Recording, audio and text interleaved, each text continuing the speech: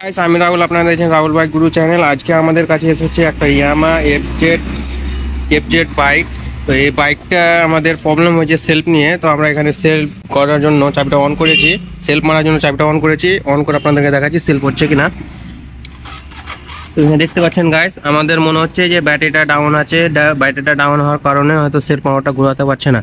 ঠিক আছে গাইস, তো ব্যাটারিটা সর্বপ্রথম আমরা খুলে চেক আপ করবো। ব্যাটারি যদি ঠিক থাকে তো আমাদের ঠিক আছে, নাহলে ব্যাটারিটা খুলে আমাদের চার্জ দিতে হবে।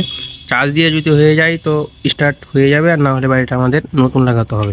তো এই বাইকটার প্রবলেম হয়েছে স্টার্টিংয়ের। তো আমরা কী কী জিনিস চেঞ্জ করলে বা কী কী জিনিস চেক করলে স্টার্টিংয়ের প্রবলেমটা সলভ হবে ওটা আপনাদের মাঝে শেয়ার করবো। তো চলেন গাইস ভিডিওটা শুরু করি। সর্বপ্রথম আমরা সিট ট্যাঙ্কিগুলো খুলে নিচ্ছি, খোলার পর আপনাদেরকে দেখাচ্ছি। এখানে একটা আমরা ব্যাটারি লাগিয়েছি, একটা ব্যাটারি, এই গাড়ির ব্যাটারি এখানে লেগে আছে। ঠিক ব্যাটারি লাগার পরে কিন্তু আমাদের বাইকটা স্টার্ট হয়নি।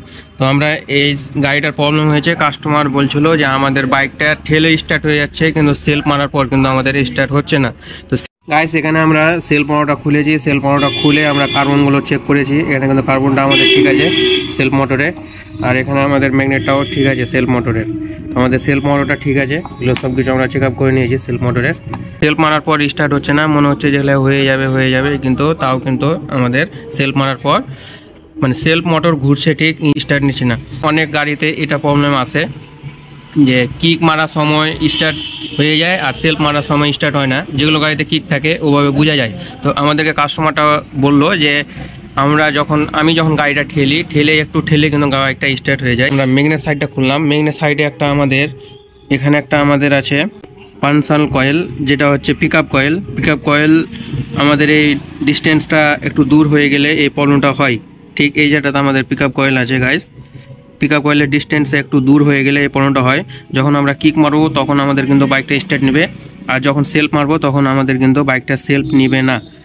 যে কোনো বাইকে এটা প্রবলেম হতে পারে। তো আপনারা কি করবেন, ঠিক এই জায়গাটাতে আমাদের ঠিক এভাবে একটু চেপে দিতে হবে। চেপে দিলে ডিস্টেন্সটা একটু, গ্যাপটা একটু হালকা মরে যাবে।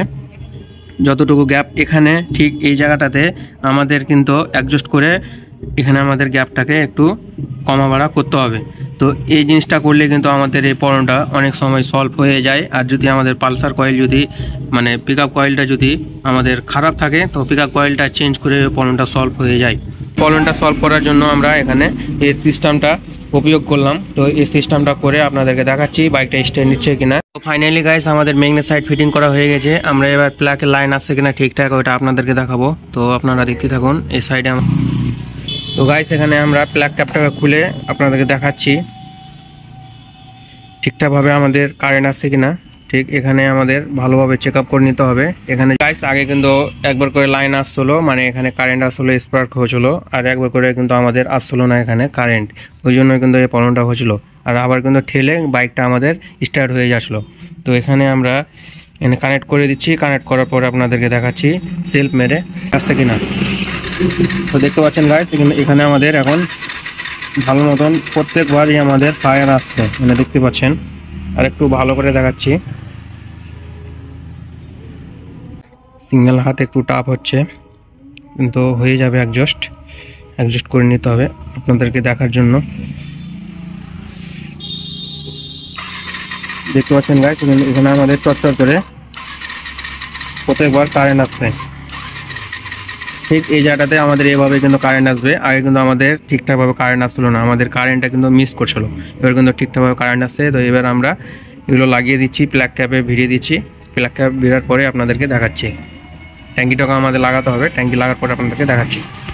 তো গাইস এখানে আমরা ট্যাঙ্কিটা ভিড়িয়ে দিয়েছি। ট্যাঙ্কিটা আমরা ব্যাটারিটা হালকাভাবে এখানে কানেক্ট করা আছে। এখানে দেখতে পাচ্ছেন সিম্পলভাবে আমাদের কানেক্ট করে নিয়েছি ব্যাটারিটা ডিসচার্জ হয়ে গেছে। তো ডিসচার্জ হওয়ার কারণে এখানে একটা এক্সট্রাভাবে ব্যাটারি লাগিয়েছি। তো আমাদের ট্যাঙ্কি ভিড়ানো হয়ে গেছে। আমরা এবার সেলফ মারছি গাইস, আপনার স্টার্ট নিচ্ছে কিনা আপনারা দেখতে থাকুন। তো দেখতে পাচ্ছেন গাইস আমাদের বাইকটা কিন্তু স্টার্ট হয়ে গেছে এক সেলফেই, মানে আমাদের বাইকটা স্টার্ট হয়ে গেছে। তো এখানে দেখতে পাচ্ছেন বারবার আরও একবার স্টার্ট করে দেখাচ্ছি আপনাদেরকে। দেখতে পাচ্ছেন গাইস এক চান্স আমাদের বাইকটা স্টার্ট হয়ে গেছে। তো বারবার কিন্তু এখন আমাদের বাইকটা এখন স্টার্ট নেবে। দেখতে পাচ্ছেন গাইস এক চান্স আমাদের বাইকটা কিন্তু এখন স্টার্ট হয়ে গেছে। তো এই ভিডিওটা যদি একটু ভালো লেগে থাকে আপনাদেরকে চ্যানেলটাকে অবশ্যই সাবস্ক্রাইব করে দেবেন আর ভিডিওতে একটা লাইক দিয়ে যাবেন। আর এই চ্যানেলে এরকম রিলেটেড ভিডিও পাবেন। আপনাদের যদি যে কোনো বাইক এভাবে প্রবলেম করে তো এভাবে স্টেপ বাই স্টেপ আপনারা চেক আপ করবেন, প্রবলেম কিন্তু ইজি সলভ হয়ে যাবে। পর মিলছি নতুন ভিডিও নিয়ে, নতুন টপিক নিয়ে। Thank you very much, all the best.